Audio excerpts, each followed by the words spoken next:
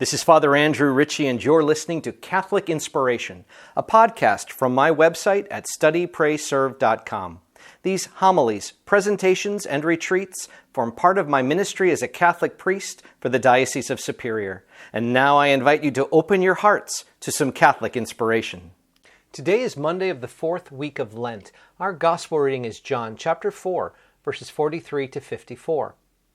At that time, Jesus left Samaria for Galilee. For Jesus himself testified that a prophet has no honor in his native place. When he came to Galilee, the Galileans welcomed him, since they had seen all he had done in Jerusalem at the feast, for they themselves had gone to the feast. Then he returned to Cana in Galilee, where he had made the water wine. Now there was a royal official whose son was ill in Capernaum. When he heard that Jesus had arrived in Galilee from Judea, he went to him and asked him to come down and heal his son who was near death. Jesus said to him, "Unless you people see signs and wonders, you will not believe." The royal official said to him, "Sir, come down before my child dies." Jesus said to him, "You may go. Your son will live." The man believed what Jesus said to him and left. While the man was on his way back, his slaves met him and told him that his boy would live.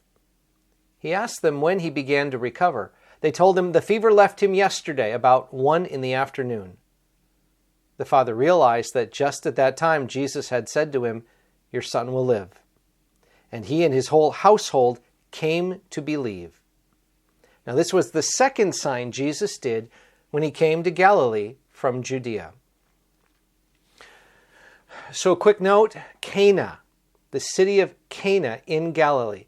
So 2 miracles. The first miracle, the water turned into wine. One of the first things Jesus does in John's Gospel as a miracle. Now the second one, it's interesting. The man came from Capernaum, which is on the north side of the Sea of Galilee. And by car, it's probably 45 minutes to maybe an hour, depending on traffic, from Capernaum to Cana. So this guy had to hoof it. So he had to travel that distance, however long it took, to get to Jesus, because he heard Jesus was in the neighboring village. So this guy is willing to make a trek. His kid is sick. The notion here that he's willing to travel for his son. And so going to Jesus in another town while his kid is back in Capernaum at home, "Please heal my kid." Now, Capernaum, Jesus knows, because that's the center of basically his earthly ministry. It's kind of the center of his focus. So it's not a big area. I'm guessing Jesus knew the royal official. I'm guessing he knew the basic connections. And this guy knew where to find Jesus in Cana. So it's not like these are strangers. This is somebody asking. He knows what Jesus can do. He knows Jesus. He's approaching Jesus on behalf of his son. There's a term we use called intercessory prayer, where we pray to God for the needs of others. You have this here. The royal official is going to Jesus for a request for his kid. He's not asking it for himself. He's asking it for his son. "Sir, come down before my child dies." That's all he really says here. He's not promising anything. He's not asking for anything special. He's just asking, "Please come down." Underneath that is this conviction, "Lord, I'm coming to you because you can do this."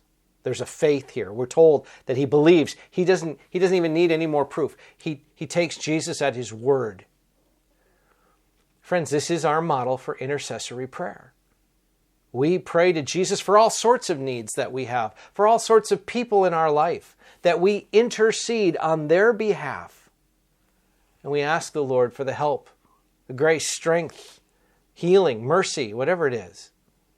And so, friends, today, who's on your prayer list that you're praying for? Who are the people that you are interceding for? Who are the people that you know, or circumstances in our world? Lord knows.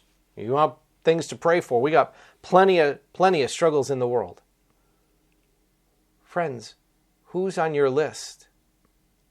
may we storm heaven with our prayers. And with the same kind of faith that this royal official demonstrates, may we have it too as we come before Jesus to pray for the needs of the people we know and love, of the situations that are confronting us in our world. May we intercede, asking the Lord with a simple faith to bring healing mercies, tender grace, that God's touch might come upon the circumstances of the lives we know to bring about great good. God bless you all. This is Father Andrew, and I hope this podcast inspires your faith. Now, if you found it helpful, please share it with a friend, and you can help me by leaving a rating and a review. I keep all my listeners in my daily prayers, and I ask for your prayers in return. God bless you, my friends.